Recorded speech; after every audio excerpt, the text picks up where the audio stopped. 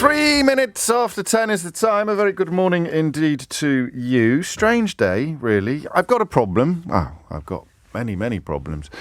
Me say many. But I've got a particular one at the moment, and it's not the first time it's popped up, and it's not the first time I've shared it with you. But the tension between what is or what are the most important issues and the most important stories of the moment, and what makes for a good time together, for us to enjoy our time together every day, is often quite acute. In the same way that in an entirely rational universe, devoid of emotion and feeling, we would talk now about nothing except the climate crisis. We would talk exclusively about the emergency facing the entire planet, in the hope that eventually somebody somewhere might pay a bit of notice and do more to avert it. It is by far the most important story of our time, possibly of all time.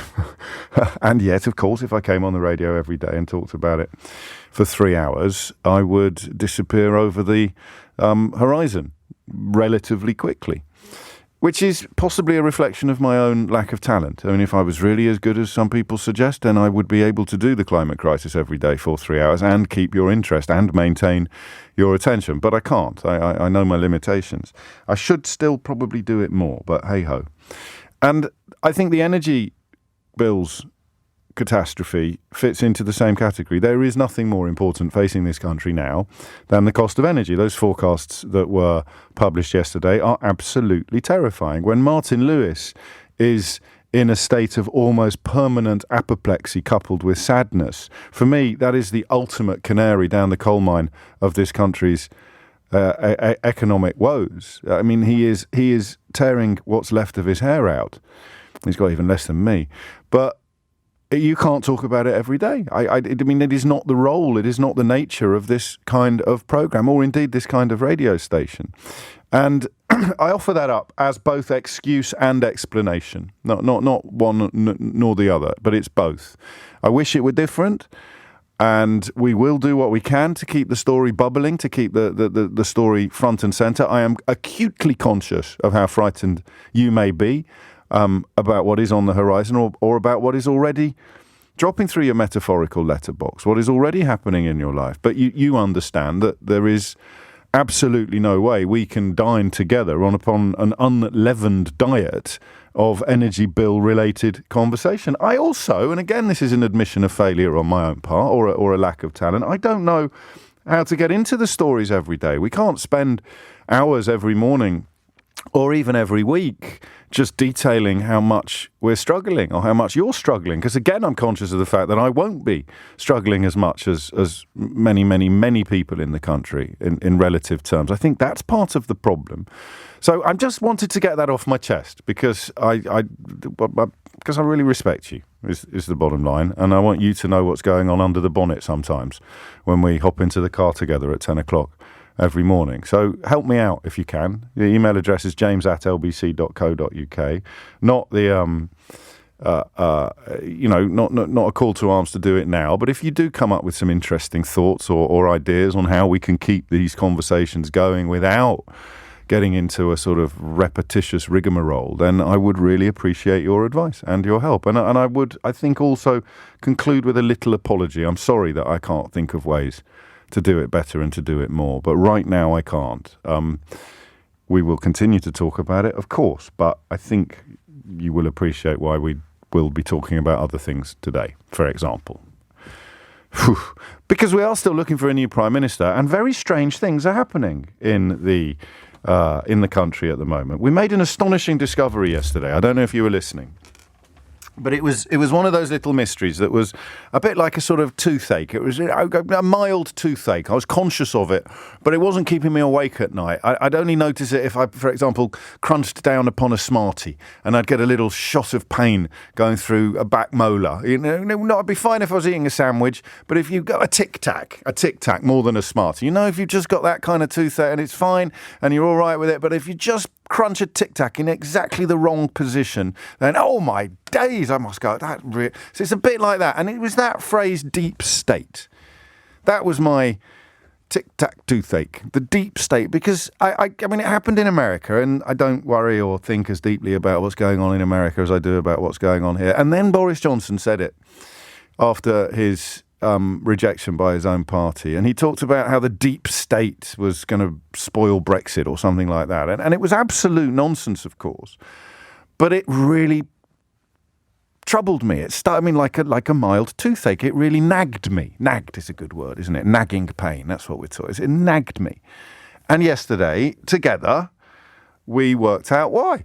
Because Donald Trump, of course, has supporters in America and indeed in the Daily Mail, perhaps inevitably today, arguing that the FBI investigating him is some sort of injustice or witch hunt is, of course, the phrase that Nadine Dorries used to describe Boris Johnson being investigated. We're in a place now where Boris Johnson and Donald Trump's supporters, or cult members, I think more accurately, are demonstrating conclusively that they know their man is guilty because they're furious about the prospect of investigation. You know, the sort of people who'd usually subscribe to the mantra that if you've got nothing to hide, you've got nothing to fear, are absolutely bloody terrified of seeing their man, whether it's Donald Trump or Boris Johnson, actually held to account for their actions. Of course, you know, if Donald Trump's got absolutely nothing to hide and nothing to fear, then he wouldn't be having an absolute hissy fit about yesterday's raid, and neither would his supporters. And if Boris Johnson had nothing to hide and nothing to fear, then the investigation by the Privileges Committee wouldn't be giving the heebie-jeebies to everybody from the editor of the Daily Mail right through to Nadine Dorries, bless her cotton socks. So, I mean, whether or not they're too thick to realise that they're essentially holding up a massive banner saying, "My man is guilty, please do not investigate him," I don't know anymore.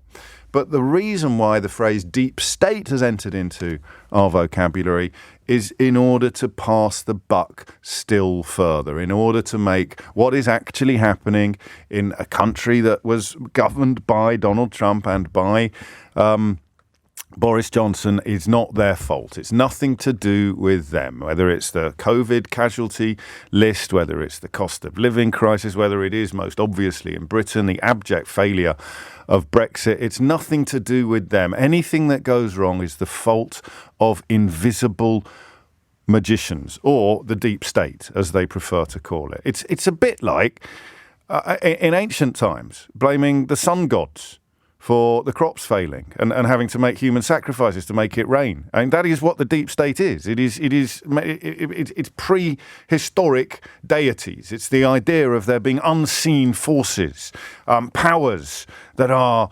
invisible, secretly exercising enormous influence over events, which means that the people in charge of events, the people in actual government, have no power or control whatsoever over anything. And it's why we also see the word blob appear sometimes in political discourse from the right wing. It's incredible. I feel incredibly liberated by that discovery yesterday, and I'm so grateful to everyone who sort of rang in and nudged the conversation in that direction until suddenly the clouds cleared. And if Keith had been paying attention, he'd have played the Hallelujah chorus, because suddenly it became clear to me. That's why they go on about the deep state. Well done. Better late than never, Keith. And it comforts me, because understanding things makes them better. However mad things may be, if you understand them, it gets better. And that, in many ways, is the whole point of this programme and the time that we spend together. And also, given that I'm on a bit of a roll here, it's also why we won't be talking about the energy crisis every day, because we understand it already. So the purpose of the questing conversations is not in play on that. So today, something else that I want your help understanding. Something else that I think is part of this desperate attempt to pass the buck, evade responsibility, duck justice and scrutiny, remove your cult leaders from the spotlight. Because how dare you investigate these men as if they are normal men, as if they are innocent men, as if they are ordinary men? How dare you investigate them? They're priests, they're high priests, they're demigods. You can't investigate them. It's a witch hunt, despite the fact that the House of Commons voted for the Privileges Committee to investigate Boris Johnson. It's a witch hunt. And one way in which it has evolved, and one way in which I think it reflects the deep state nonsense, is this conversation about the media. So Liz Truss was in front of a bunch of Tories last night on one of those weird new TV channels that's designed and paid for by billionaires who think the British media isn't biased enough already. There's a thought, hey? And Well, you listen to this and listen to the crowd and listen to Liz Truss, who is almost certainly going to be your next Prime Minister. Are you clear Boris Johnson's downfall was of his own making or someone else's?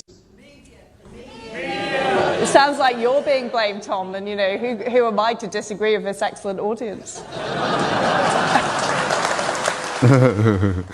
So it was the media's fault that multiple Conservative ministers resigned, multiple Conservative MPs submitted letters of no confidence in Boris Johnson, and the media's fault that Boris Johnson decided his position had become unsustainable. Now, what I want you to tell me, and we can do it like we always do it, either you tell me because you're one of the people shouting the media, you believe it, you mean it. It's the media's fault that Boris Johnson, who enjoyed supine and sycophantic support from pretty much every corner of Fleet Street and those elements of broadcast media that are permitted to have opinions, which automatically, of course, excludes the BBC.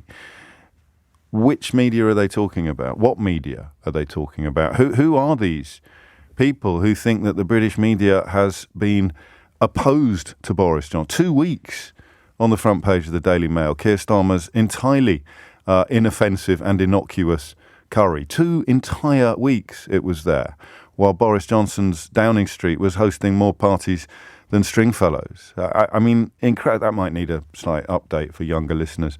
I don't know, Wayne Lineker was hosting more parties than Wayne Lineker.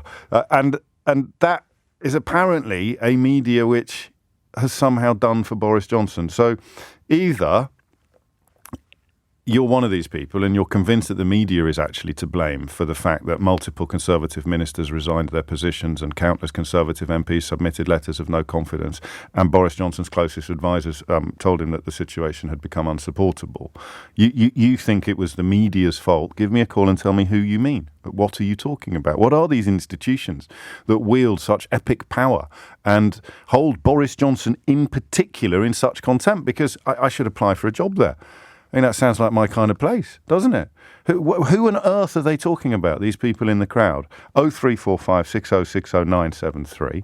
Gary in Halifax is on the same page as me. He writes, James, blaming the media is the British version of blaming the deep state. He then adds, I think ridiculously, I predict another brilliant show. And of course, as ever now, given the 52-48% split that still pervades the nation, it may be that we have to do it secondhand. So you know people like them in the crowd. And they say the media has done it's the media's fault that Boris Johnson has resigned as Prime Minister. I don't know anyone like that, I don't think. I just don't. I don't know anyone, and I'm not going to be rude. But who are they talking about? I don't know whether you say to them, who do you mean, Dad?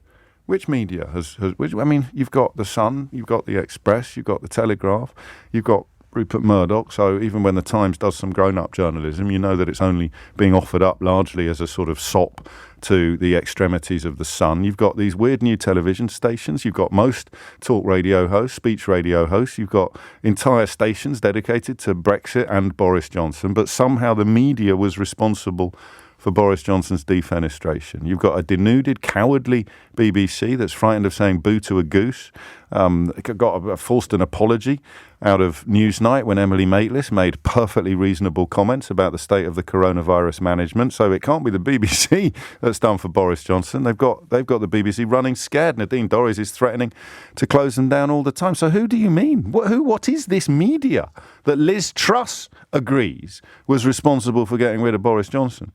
Liz Truss, who sits in a cabinet from which many, many, many ministers actually and publicly resigned, thinks that somehow the media was pulling their strings? You see how ridiculous it is? 0345 6060 973. Maybe they're talking about, what's Nish Kumar's show called that everyone gets their knickers in a twist about? But even that's been axed, hasn't it? So what is the media that they discuss? You know these people. I currently don't, so you can be my tour guide.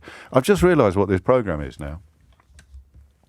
This is where you come to take your virtual reality headset off every morning, isn't it? This is where you come. You put your virtual reality headset on. Oh, it's the media's fault that Boris Johnson has had to resign. You take it off and you just go, whoa. No, it really isn't. Oh, of course is it. We leave the door open for the possibility that I'm missing some epic elephant in this particular room. What is the media that these people speak of? The media that got rid of Boris Johnson. Because if they're that big and that powerful, then, next time my contract's up for renegotiation, I might see if they want to come in with a better offer. The number you need is 0345 6060 973. The time now is 10:19. 20 minutes after 10 is the time. So you've got two forms of media in this country, the ones that are allowed to express an opinion, like me, like this, and the ones that are not, like ITV News, Channel 4 News, BBC News. And yet somehow it's the media that was responsible for getting rid of Boris Johnson. Don't take my word for it. That's what the crowd started shouting last night, and Liz Truss joined in and agreed with them. So who is Liz Truss talking about? Who are they thinking of? And when the crowd members call it, when the crowd members say it, where is this media that is, for example, full-throatedly supporting Keir Starmer at the moment? Where is the media, the big media beasts that talk about Keir Starmer in the way that the Daily Mail and the Sun and the Telegraph talk about Boris Johnson, or now Liz Truss? Where is it? I mean, where does it go? The Labour Party's been so riven with division over the last few years that even The Guardian doesn't know whether it's coming or going, whether it's Corbyn or Keir, whether it's this, that or the other. So I just want to know where this media is because, I'm 50 now. I haven't got that much long on my career. I'm quite keen to follow Eddie Mair's example and take a bit of early retirement. But if there's a massive media outfit that actually does anti-Boris Johnson stuff on a regular basis, I want to know where it is. 0345 6060 973 is the number that you need. 22 minutes after 10 is the time. And I guess maybe it's all about your Uncle Keith's Facebook page, but I need to know. We'll start with Carolyn, who's in East Riding. Carolyn, where is this media and how do I get a job there? Well, I'm a mobile hairdresser. I was a teacher. All hairdressers are mobile, aren't they? Yeah, I'm a mobile hairdresser. Right. And where I live, it's all Tory voters, or that's what it seems. And I have a few customers who, it doesn't matter what Boris does or any of them, they blame the media. Yesterday, a lady was saying, well, it's the media's fault, there's been a witch hunt. Or it's the BBC are so far left wing. So it doesn't matter. They just blame everyone else. And you don't, obviously, while you're cutting their hair, you can't start pinning them down, either literally or metaphorically, on what precisely they mean. But if you said to them, how was it the media's fault that the Chancellor of the Exchequer resigned from Boris Johnson's government, what would they say? They would say it's been a witch hunt. They would say everything has been a witch hunt. And in particular, they say that the BBC is to blame. And if you asked for examples? I don't, because... No, you've got to keep your customer. You've got to keep your customers, Carolyn. You can't be alienating all your clientele. But is that it then? I mean, should we call this phoning off now? They are just going to mean the BBC, and they're not going to have any evidence or examples to support their prejudice.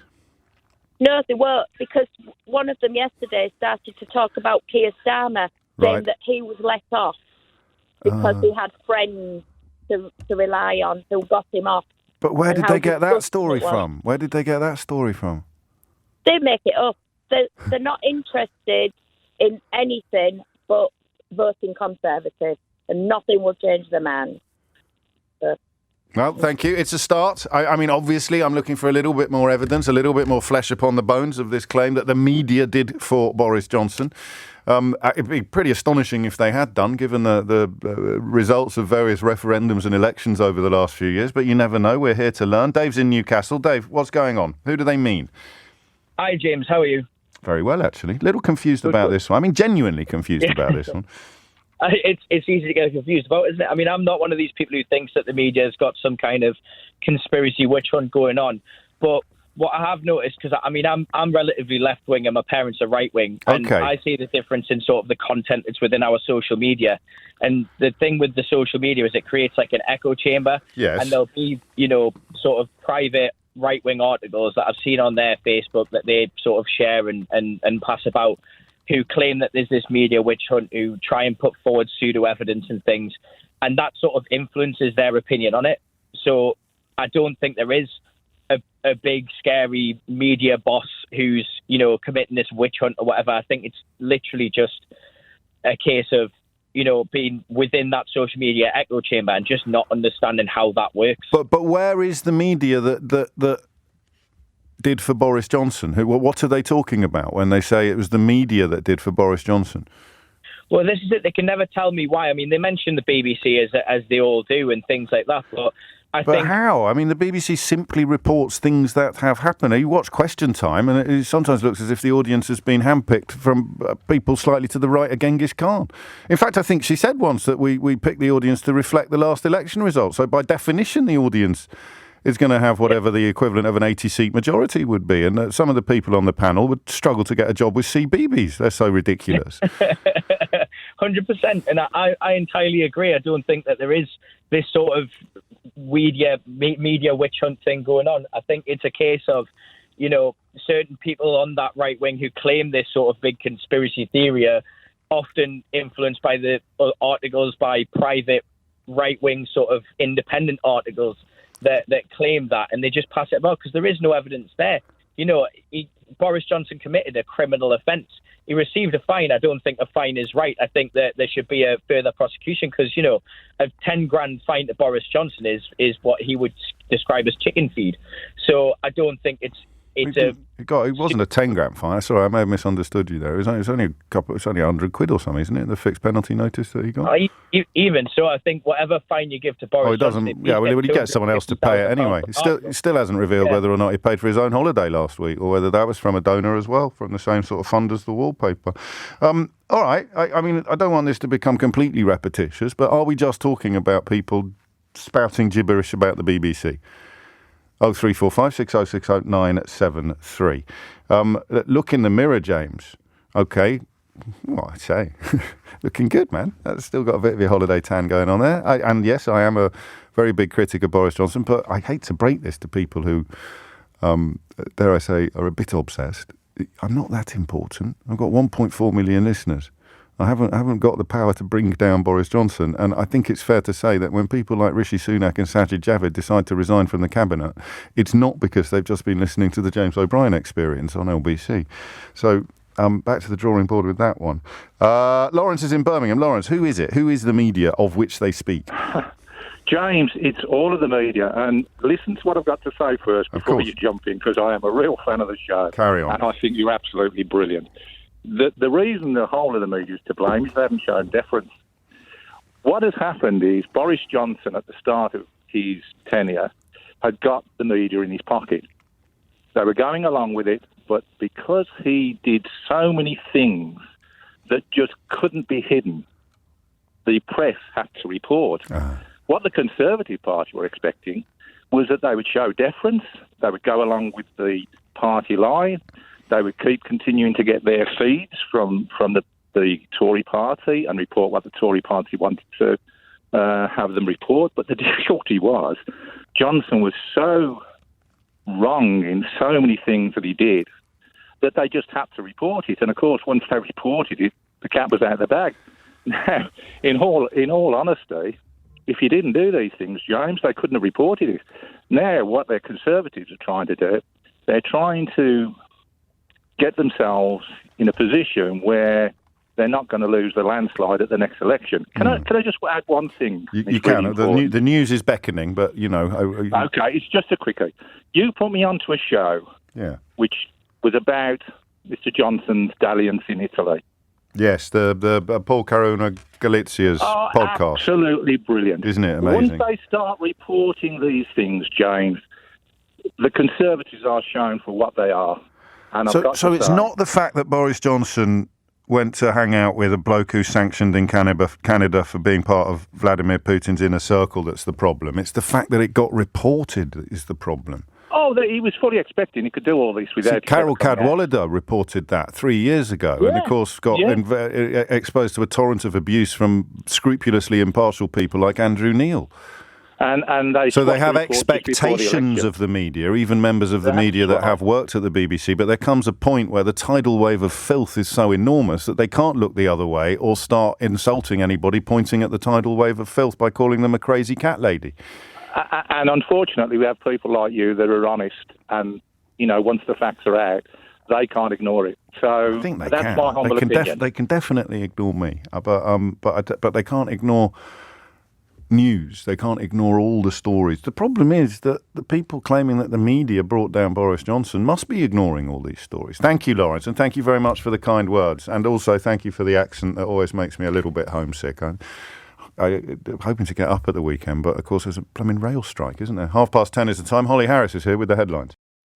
It is 10:33. You're listening to James O'Brien on LBC. I wish I'd seen this while I was talking to Lawrence in Birmingham. You'll like this one, Lawrence. When Tommy Docherty got sacked, this is perfect. This is the most brilliant analysis, stroke distillation of Liz Truss's attempts to blame the media for Boris Johnson having to resign as Prime Minister. When Tommy Docherty was fired by Manchester United, John tells us, he blamed the media. The media was responsible for me getting sacked by Manchester United, said Tommy Docherty. He said, the press got me the sack at Man United. They kept printing the results. That's just brilliant. That's exactly that. I mean, that's all we've got so far. Maybe there are some media organisations or individuals that wield such enormous power over people like Rishi Sunak and Ben Wallace. No, Ben Wallace didn't go, did he? And Sajid Javid and all the rest of them. They're all queuing up to resign. Nadeem Zahawi, he told Boris Johnson to walk the plank 24 hours after becoming Chancellor of the Exchequer. That was some media. That's what happens in a 24-hour news cycle. Nadeem Zahawi says, yes, I'd love to be Chancellor of the Exchequer at 10 o'clock on a Tuesday. By breakfast on Wednesday, he's going, I'm terribly sorry, I've just been listening to what? Or I've just been reading, what are these organs that you discovered in that 24-hour window that made you go from saying, I'd love to be Chancellor of the Exchequer, thank you very much, Prime Minister, go us, to saying, I think you've run out of road, boss, you're going to have to fall on your sword. Drumming is in Leicester. Drumming, what's going on here? Hello, how are you, James? You okay? Very well, mate. How are you? Not too bad. I was just saying earlier, I personally don't think it's the media that's causing fault here. It's a humongous distraction tactic to look away from the fact that Boris was not doing a good job. He was doing a terrible job. And instead we'll blame the media. And there's so many stubborn people, even my dad included, so many stubborn people that are still thinking that the Tories are doing a good job and that it'll get better, are falling for it. And they're softening up your dad now for if he reaches a point where he has to admit, for example, they're planning for blackouts. I don't know if you've seen this. I saw it yesterday, yeah. I mean, literally the lights go out and your poor old man is going to struggle to keep waving his little flag, isn't he? So they're going to have to blame something, and that's where they're now queuing up the deep state or something like that to answer the question. But if I said to your dad, what media are you talking about, Dad? What media is it that has brought down Boris Johnson? What would he say? So I don't think he's specifically in this blaming the media. He's not, okay. Liz Truss thing, no. But he does have a lot of trust in the mainstream media, so he does listen to the BBC. I'm the mainstream media. We're all mainstream media. The only people who aren't mainstream media are the people who can't get paid for their journalism, except by passing a hat around on social media. Yeah. I don't get it. Okay, well, I mean, clearly there is some big distractions going on, and a large part of the project is somehow giving these people something to cling on to as the reality. That's why you take your virtual reality helmet off at 10 o'clock every morning on this programme, because you can't pretend that the people in charge are in no way responsible for the country in which we live. Gareth is in Rugby. Gareth, what would you like to say? Hi, good morning, James. Lovely to speak to you. Likewise. I have noticed recently that when the likes of, well, it's normally somebody like Nadeem Zahawi gets trotted out on Good Morning Britain or something like that to defend the party line from whatever scandal has happened the day before. People like Susanna Reid and Ben Shepherd have maybe not let them off with it as much as they used to, and they've actually kind of pressed them for answers and explanations. And I think some people will have viewed that as an attack on the government. So we have created a very odd model in this country in which media allows, I mean, first of all, you've got false equivalence, which I've talked about many times, best summed up by that time I had to talk to Pascal Lamy, the former Director General of the World Trade Organization, about the World Trade Organization, and then I had to invite Andrea Leadsom to tell him why he was wrong about the World Trade Organization when he used to be the Director General of the World Trade Organization, and Andrea Leadsom was just Andrea Leadsom. And then you've got not challenging people enough on the stuff that they say, letting them just sort of talk out an interview and get to the end of it, not interrupting enough, not pinning them down. And I think you're right. I think, and the kind of evolution of this government, particularly post Boris Johnson, where they were coming out with such obviously ridiculous things that journalists could no longer let them do it. I think you're right. I think Susanna's probably one of the best. So are we going to blame her? Is it Susanna Reid's fault that Boris Johnson had to resign? Because I could text her. I could let her know. We should probably give her a heads up. Yeah, absolutely. I'm sure she's come in for a fair few kickings on Twitter and the like. And that's what. So they don't. Yeah, that is what they don't like. It's the media's fault. We wouldn't know about Boris Johnson hanging out with KGB spies and throwing more parties than Wayne Lineker. We wouldn't know about Boris Johnson's wallpaper being paid for by a donor that he then promptly forgot about asking for the money, while also trying to dream up ways of dodging responsibility for apparently breaking the rules. We wouldn't know about the fact that he probably, almost certainly, in fact, did mislead Parliament. We wouldn't know about any of this if the pesky media didn't keep reporting it. And even the client media, even the supine media, even the sycophantic media, so it takes us back, I think, to the first call, there comes a point where it can no longer ignore the tsunami. They just have to report it as it's happening, yeah. Whether they put a spin on it or not, if it's happening, they have to report it. And that is why the Daily Mail then spends 2 weeks trying to pretend that Keir Starmer was somehow the yin to Boris Johnson's yang and that they were both as bad as each other. Exactly. Because they've got no choice but to report the stories. And as soon as they report the stories, the spell starts to be broken. So maybe it's all media. It's actually all of us. Even the newspapers that sold you Boris Johnson and Brexit and are now selling you Liz Truss, they are to blame for the downfall of Boris Johnson because they reached a point in Boris Johnson's regime where everything was so bloody awful, even they had to report it. They might have had a columnist on page 15 telling you to don't look over there, look over here. But on page 4, they actually had to print the fact that Sue Gray's investigation had found there'd been over 100 people partying at Downing Street. You could be onto something there. And maybe that's why the, what was his name, the Pincher story was the straw that broke the camel's back, because the lie was so egregious. The evidence that he was not telling the truth when he claimed he knew nothing about former allegations being made about the man who he then made Deputy Chief Whip. Sounds quite innocuous in the great scheme of things. I mean, no way downplaying sexual misconduct or sexual assault, but compared to the roll call of things you'd have expected Boris Johnson to be hauled over the coals for, that was quite a small offence, but it was one offence too many. And it came off the back of that period, here it is, that period during which even the client media, who've spent 6 years telling you he's the Messiah, while tiny little voices like mine on the other side of the field go, he's not the Messiah, he's a very naughty boy. It came on the back of that period where even the client media had been compelled to report the reality of what was actually happening. So the Lebedev stuff just got waved through. It might have appeared in the newspapers, but it wasn't appearing every day. It wasn't assuming the sort of scale of a... imagine if Jeremy Corbyn had been trying to put the son of a former KGB spy in the House of Lords. We would still be talking about it now. But with Johnson, they could give him a free pass on this, but the Chris Pincher story arrived at the worst possible moment. He'd survived the vote of no confidence, but the Partygate stuff was still bubbling under. Keir Starmer, the attempts by the Daily Mail and other right-wing idiots to somehow portray Keir Starmer as being equally culpable, equally guilty, were falling apart at the seams. And then along came that horrible Chris Pincher story, and boom. The colleagues decided that they'd had enough. But the media played a role in that because it had no choice but to actually report the tsunami, because it was now tearing up houses. Okay, we're making progress. Rajdev is in Twickenham. Rajdev, what do you think? Yeah, hi.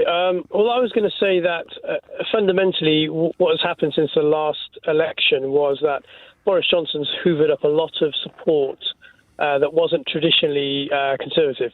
Now, they appear to be effectively driving, certainly the leadership election, because, you know, the front runner is Liz Truss, who is effectively the continuing, you know, but the electorate is Conservative Party members, so you're going to struggle. You're going to struggle to portray them as being not traditionally conservative. They pay money to be in the actual party. Well, I don't agree, because, as I said, if you look at the papers, the Daily Mail is backing Liz Truss to the hilt, as they've always backed Boris Johnson, regardless. The papers like the Times, I felt, when I read them, have actually swayed in some cases towards Rishi Sunak, certainly after some of the debates. But maybe a detraction from what their usual line would have been. Liz Truss is the Johnsonian candidate, if you like, and it's clear that she is going to win, and that's purely because of the fanatical loyalty that people have still for Boris Johnson in the Conservative Party. Yes, in the membership. The only bit I'm disagreeing with you about is the idea that members of the Conservative Party are not traditional Conservatives. No, I'm not saying all of them, but I'm saying that Boris Johnson... I'm saying there's no better indicator of being a traditional Conservative than paying 20 quid a year or whatever it is to be an actual member. The problem is, and I don't dispute much else of what you've said, but how does that make the media responsible for Boris Johnson's downfall, which is what Liz Truss is claiming? Well, okay, so what I was going to say was, it's certainly the case that, the traditional left papers, well, let's say The Guardian, for example, has always reported, against Conservative leaders, and there's no exception. And how many members of Boris Johnson's cabinet do you think base their behaviour upon editorials in The Guardian? Well, none, but I was going to point more sort of pertinently to actually the polls were conducted sort of nationwide, the pop polls, which showed Boris Johnson's popularity plummeting during those times. And I think, all those cabinet members looked at that and decided, look, this guy is not going to win us another election. And we could blame the media for that, for publishing the polls, in the same way that Tommy Docherty blamed the newspapers for publishing the results when he was at Manchester United, and that apocryphally, I think, got him fired. So how dare they print the results of these polls? It's all their fault that Johnson won. What's behind all of this, and I go back to it, is that large fanatical Johnsonian support that, regardless of whether the papers print the facts or not, even if it was the Daily Mail, for example, if they started reporting the truth instead of their own agenda, I think those people would still back Johnson to the hilt, and Liz Truss would still get elected. Yeah, they do, but you're not. You're not answering the question, because you can't. No one can, because she's talking gibberish. It is not the media's fault that Boris Johnson lost his job. It's entirely Boris Johnson's fault that he had to resign. And if you wanted to find someone who was complicit in that process, it would be the colleagues that decided to withdraw their support from him and resign from his government. But in order to keep, and I like that word Johnsonian, although it affords a degree of sort of stature to the idea that he doesn't deserve, but that they will lap up the idea that it was all the media's fault, because, of course, they've bought the shaggification of the Conservative Party, whereby everything that happens, anything that happens, bad, Boris Johnson will point at it and sing, "It wasn't me." It's 10:47. You're listening to James O'Brien on LBC. I suppose, this thing, it's a bit self-aggrandizing, but hey-ho, you should be used to it by now. The idea of this being where you come to take your virtual reality headset off at 10 o'clock every morning. You've got James cleverly trying to lecture Gordon Brown on Sky News earlier, trying to create the idea that he's got a better grasp of anything than Gordon Brown. You don't have to be a fully paid up member of the Gordon Brown fan club to realise that James Cleverly is the most inappropriately named man in the history of the world. But we are where we are. Quite a lot of you asking to hear something that happened at the end of last night's absurd event on one of those weird television stations set up by billionaires who think that the British media isn't right-wing enough. There's so many of them, I've lost track. In fact, I couldn't even tell you which one they worked for. You name a sort of right-wing blowhard with a TV show, and I couldn't tell you which TV station they worked for. They all seemed to merge into one after a while. But Liz Truss joined in those attacks on the media while appearing on the media with a member of the media, and at the end, something really horrible happened, something that really gives you an indication of that relationship, that parasitic relationship between right-wing media and right-wing politicians. See if you can make out what happened right at the end as they kissed each other at the end of the interview. Thanks very much. I'm sorry I was mean about the media, Tom. It's cheap, and you know it. I'm sorry I was mean about the media. They were lapping it up, cheering it to the rafters. She was reflecting back at the audience what the audience was throwing at her. And they give each other a cosy embrace at the end. That's a fellow who used to be political editor of The Sun, although given the fellow who's now political editor of The Sun, you could describe that bloke as a titan of British journalism. But that is just it in a nutshell. Former political editor of The Sun sitting on a stage with a right-wing politician that their newspaper has endorsed, joining in with attempts to blame the media for the downfall of the last Prime Minister that they endorsed. Two best-selling newspapers in the country, Daily Mail and The Sun. You couldn't put a cigarette paper between them when it comes to cheerleading for Boris Johnson, but it's the media's fault that Boris Johnson had to resign. Do me a favour. What media do you think they're talking about? That has become a tad repetitious, although helpful. So instead, for the next 10 minutes, let's also address the question of how does it work? How does it work? How can you live in this country with the Daily Express, the Daily Mail, the Daily Telegraph, and of course all their Sunday titles as well, lining up really to provide full-throated support for Boris Johnson? You then have broadcast organisations set up to sing the praises of Brexit and the embodiment of Brexit, Boris Johnson. You have billionaires looking at the media landscape in this country, some of whom already own newspapers, some of them bankroll political parties, and thinking what we need is a television station where people aren't allowed to challenge our narrative. We won't have any presenters at all who are not singing from the same hymn sheet. So, the polar opposite of LBC. You'll hear all opinions represented on here. And they look at that, these people look at that, and then Boris Johnson gets handed his sandwiches wrapped in a roadmap, and you actually arrive at the conclusion that it's the media's fault. It's quite incredible. I don't know what media they're talking about. And more pertinently now, I have no idea how someone could end up believing that.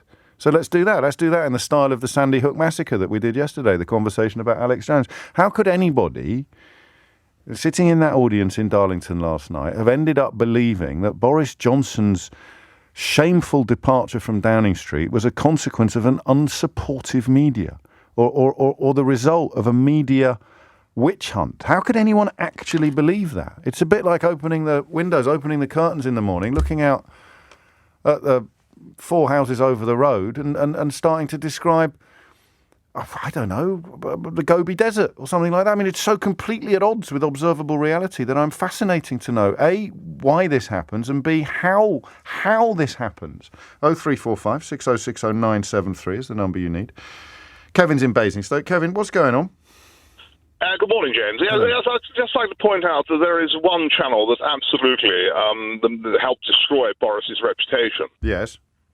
And it's very unfair. It's a very unfair channel. It's on channel 232. I think it's called the Parliamentary Channel. And every week he gets wheeled out. And he's asked some absolutely difficult questions, and obviously way beyond Boris's capability. And once every 3 months, he's asked a number of questions, and they point out when he's not telling the truth, and this is highly unfair.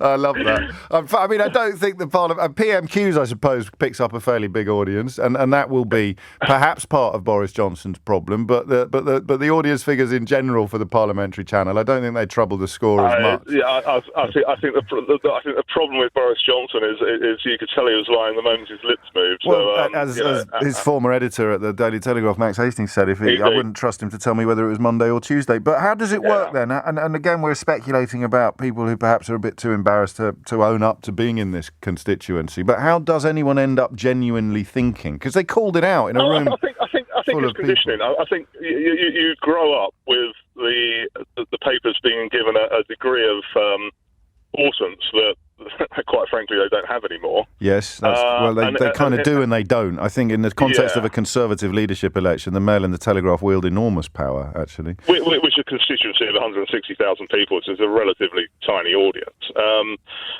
then you find it an echo chamber online. So if you're a more modern dinosaur, if you're a dinosaur who can access the internet, you can of course shout into an echo chamber that's created by the Express and by the Mail and by Murdoch and Data. That's the media.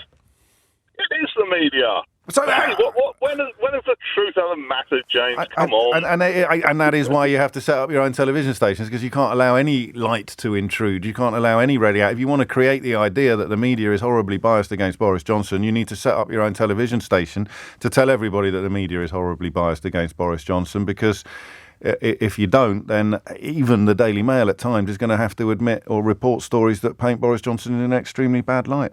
What a strange old business this is, eh? What a strange time we live in. I'll tell you who I blame, the deep state. Thank you, Kevin. I had no idea where you were going at the beginning of that conversation. I was a bit of a white-knuckle ride, but that was well worth the wait. The punchline merited the introduction. Ali's in the Barbican. Ali, what's going on? I think that the Conservative party has towed the line for far too long, and they've invested too much of their own ego into the situation to unravel any of it. It's easier to believe a convenient lie than an inconvenient truth. Yeah. Yeah. So okay. I buy that. I buy all of that. It doesn't yet explain how people end up blaming the media for Boris Johnson's demise. Well, because the reality of it is, it's easier to create an evil person that's trying to bring you down. It's easier to blame someone else than actually look at yourself. And so it plays exactly the same role as the deep state does for Donald Trump. Exactly. Yeah. It's the manufacturing of consent for these people to blame someone else, and rather than blaming themselves for creating a monster. And so absolutely shameful of Liz Truss to join in, and then not realising that she would be recorded and that the clip could still be heard, to essentially admit to the fellow that interviewed her that she knew what she was doing was shameful. In fact, that's different to Sunak actually playing to the crowd in Tunbridge Wells. All they're doing is so desperate for attention and votes that they'll literally play to a different crowd every night and say whatever's the most popular thing to say. It's just grim, isn't it? I mean, it is truly, truly grim. And I've said it before and I'll say it again, we're at least 2 more Conservative leadership election cycles away from anything that could be remotely described as reality. Quite a lot of you asking to hear this again. I thought it was clear. She does indeed say, well, listen, we'll play it again and then I'll tell you what she said in case you can't hear it. Thanks very much. I'm sorry I was mean about the media, Tom. It's cheap, and you know it. So she literally says, I'm sorry I was mean about the media, Tom. And he says, it's cheap and you know it, while embracing her. I mean, that is a little bit Leopards, isn't it? A little bit Leopards eating face party. You've got a very, very right-wing Murdoch journalist there. So, well, look, when I voted for the Leopards eating faces party, I didn't realise the Leopards were going to eat my face. When you vote for completely opportunistic right-wing charlatans who will happily blame other members of the media for things that have nothing to do with them, I didn't realise that you were actually going to sit on a stage with me and blame the media. That was cheap, and you know it. Where have these people been? But there it is. That's what we've done. That's what they've done. And just in case you're wondering what we're talking about in the next hour, the people who brought you Brexit, Boris Johnson and now Liz Truss, are very keen for you to get very, very furious about the fact that the Times has dedicated enormous amounts of effort to finding out what universities are teaching, and they found that 2 whole books, are no longer being taught in 2 universities. Yeah, that's the front page of the Times today. We'll be looking at what trigger warnings are and indeed what censorship is after 11 o'clock, because I've noticed something quite weird. The people who get angriest about what books are being taught in universities are, and I've done this on a graph, you can see it, it's science, are the people who've read the least books and never been to university. I don't know why that is, but we'll try and work it out. Shuggy is in Barnet. Shuggy, last word to you on this, I think. What's it going to be? Hi, James. This ties in quite neatly with what you were talking about yesterday. How do people come to believe these stupid and egregious things? Doesn't it just? I think it's the fact that if you're on one side of the fence, you're prepared to believe anything of the other side. Do you know what I mean? So if you've got, for example, I mean, let's harken back to the old trope about Jewish people who drink the blood of Christian children. So someone who already hates Jews goes, yes, I knew it. Those bastards do this. It's true. And when they talk about the media and the deep it's been state, quite a potty-mouthed week, this. You shouldn't really use that word on the radio. I apologise on... I'm sorry, it's only an illegitimate child. Yeah, well, I know it is, but that's why we didn't dump it. Did we dump it? No, we didn't dump it. But I just, it's the school holidays. There'll be people listening. Do you know what this is? This is a reverse trigger warning. This is apologising or putting in a place that just acknowledging that some people might have been offended by that. So, don't worry. Some of Boris Johnson's children, perhaps. Yeah, well, now you're not making it better. I mean, crikey, man. Thank God the news is only 13 seconds away. Shuggy. So, okay. I mean, it is, you're right. And so if you're all... I mean, this is footballification. That's the fancy word for it, invented by a brilliant author whose book, How Not to Be Wrong, The Art of Changing Your Mind, is available in all good bookshops now. The footballification means that you will always believe the worst of your enemies and the very best of your own team. Problem is, of course, for liberal centrists, they can't do it, can't join in. If a Labour leader is appalling, you've got to say so. If a Conservative leader is appalling, you've got to say so. But if you're a Boris Johnson fan, you can never admit that Boris Johnson is appalling, or indeed that Brexit is appalling, and therefore when asked how Boris Johnson came to have to resign after the resignation of countless cabinet ministers and almost half his government, the answer then becomes, well, it was not his fault, was it? It couldn't be his fault, so whose fault was it? And all you need to do is shout something. You shout witch hunt, or you shout the media. And of course it relies upon the fact that no one like me is going to come along and ask you to explain what you actually mean. It is 3 minutes after 11 and you're listening to James O'Brien on LBC, where we turn our attention next to one of the strangest stories I have ever read. And it's in what is probably my second favourite newspaper, but the newspaper I turn to first in the mornings when looking for stories to discuss with you. I speak of the Times, and I know it's owned by Rupert Murdoch, but it boasts many of my favourite journalists and does generally really good work. And it's run a story today that I cannot make head nor tail of. And because it's the Times, the so-called paper of record, I think it's more than possible that I'm missing something here. It's very important to do this sometimes. I don't know whether you've noticed, but I present the show in a very different way from how I did 5 or 6 years ago, in that I'm intrigued and drawn to the possibility that I'm wrong about something or that I'm reading something wrong.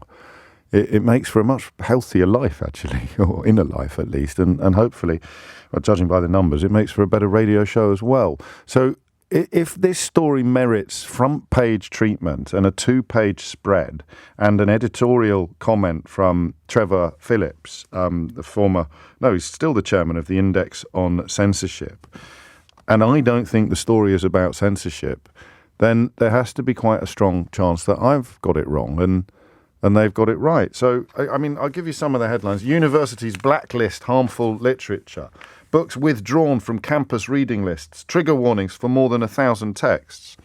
And then you read into it, and you find evidence of 2 books being withdrawn from a single module at 2 separate universities. So the books, for example, would still be available in the university libraries, and they would still be taught on other modules, but one book on a creative writing module at the University of Essex has, according to the University of Essex, being replaced because another book did a better job of doing what was needed in that module. This is Colson Whitehead's Pulitzer Prize-winning novel, The Underground Railroad, which was about the smuggling of slaves out of the south of America into the north, where they would, of course, be free. But that it appears quite high up in the story. It's another thing that makes me wonder whether I'm reading this wrong or whether I'm misunderstanding it. It's been removed from a reading list for creative writing students because of its descriptions of abuse, okay? These depictions were seen as essential by the Pulitzer judges, who said the book combined the violence of slavery and the drama of escape in a myth that speaks to contemporary America. The context of the violence doesn't matter. It's nothing to do with slavery and everything to do with the graphic description of the violence, which they felt was not necessary. I mean, literally, a teacher decided, we won't do that book, we'll do this one.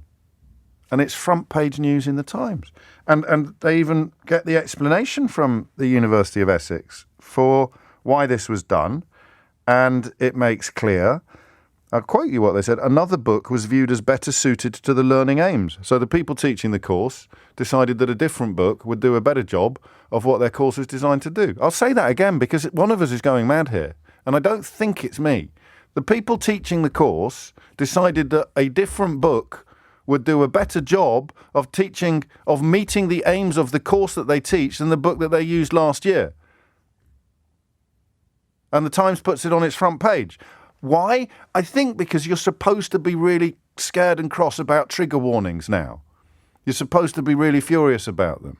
If I were to say to you, whenever the subject of suicide comes up on the programme, and I always give you the number of the Samaritans, because the subject of suicide, even in a conversation on a radio phone-in programme, could trigger suicidal thoughts in some people. And if those people have suicidal thoughts, then I want to refer them to the Samaritans, because the Samaritans is there 24 hours a day, 7 days a week, to speak to people and help people who are having suicidal thoughts. Its aim is to prevent them from moving beyond ideation. The number you need is 116 123.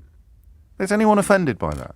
Is anyone upset by what I just did? If I were to read you something that was pretty grim and pretty graphic, Or perhaps use the word that Shuggy used just before the news there, when he used the colloquial term to describe two illegitimate children. If I was just to give you a quick heads up in advance about that, and say some of the language here is quite fruity, if you're of a delicate disposition, you may want to look away, or if you've got children in the car, or I'll get on to the most important bit of this conversation shortly, would you really be upset by that? How can anyone be upset about teachers at Essex University deciding that that book over there is better suited to the course they're teaching than this book over here? And again, the pendulum swings again. I'm thinking I must be missing something here because it's the Times. It's not some stupid, it's not the Spectator. It's not some ludicrous organ dedicated to keeping people who think they're intelligent in a state of permanent apoplexy and fear. They think we're children and try to coddle us, say students. Except that's not what's happened. They found one student who was apparently still a bit resentful about being told to sit down and be quiet during a tutorial. Listen, take it from me. Some students really need to be told to sit down and be quiet during tutorials. I don't think you need a depiction or a diagram of the kind of student that I'm talking about because I used to bloody be one. So, what is this about? What is this about? James Noble, a Conservative activist who completed a biochemistry PhD at Sussex in 2019, said restrictions on freedom of speech had become insidious. What? A biochemistry PhD gets quoted in an article about books on literature and creative writing courses being changed by the people running the courses. Very, very strange. At least to me, it's very, very strange. Shall I tell you what I think happened? And then I'll tell you why trigger warnings are really important.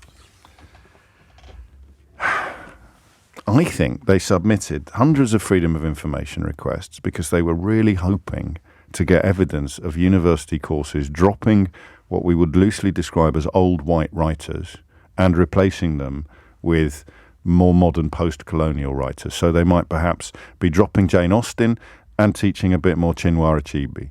They might perhaps be dropping a bit of D.H. Lawrence and teaching a bit more Ben Okri. They might be dropping a little bit of Charlotte Bronte, doing a bit more Kazuo Ishiguro. I don't know. But if I'm imagining being in a newspaper office, which was admittedly a long time ago, and I'm trying to work out what the point was, so I said, what are you going to do? What are you working on at the moment, boys, girls, team, people? What are you working on at the moment? Well, we're going to submit freedom of information requests to universities, find out, whether they've changed their reading lists at all, chopped and changed the... Well, why are you doing that? Who cares? They change all the time, I presume. When I was at university, the people in the year below me were reading different books from the people in the year above me. I've got kids doing GCSEs and A-levels. They don't all read the same books. Yeah, but what we're thinking, boss, is might have replaced some of the old white writers with some young black writers. Might go, yeah, you think that would go down well in the culture wars that we invented in order to distract attention from the fact that the people that we've been telling everyone to vote for the last 12 years have turned the entire country into a skip fire? Oh, I see. So you'll contact all these universities, and they, because they're all so bloody woke, aren't they?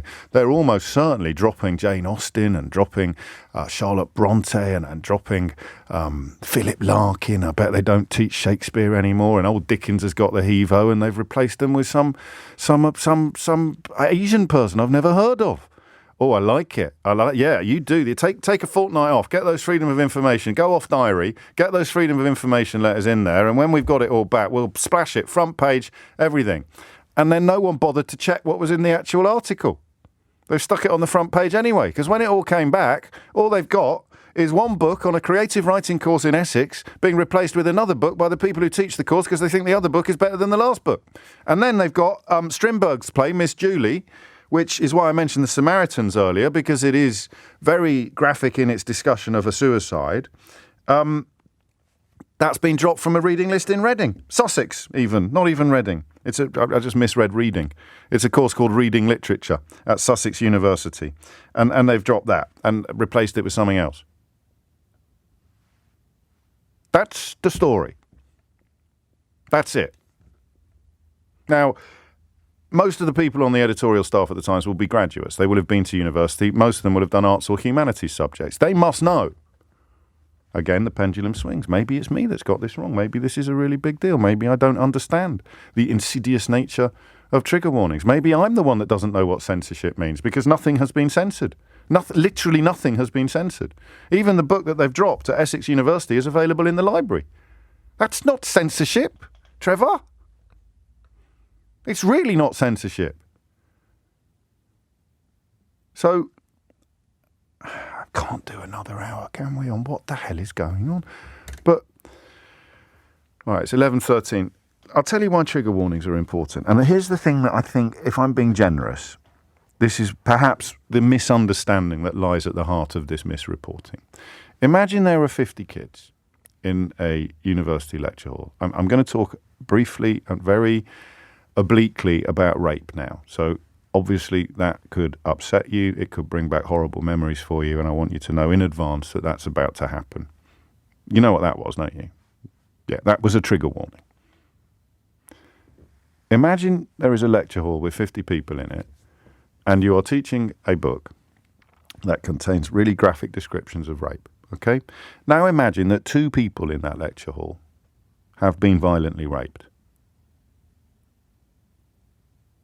Are you going to warn them about what's in the book? Or not? That's the question. That's the only question that you need to answer. Let's say there's 500 people in a lecture hall, all doing the same course. And at the beginning of the course, at the beginning of the university year, you run through the reading list, the literature that you will be studying this year. And one of the books contains a very violent and very graphic description of a rape.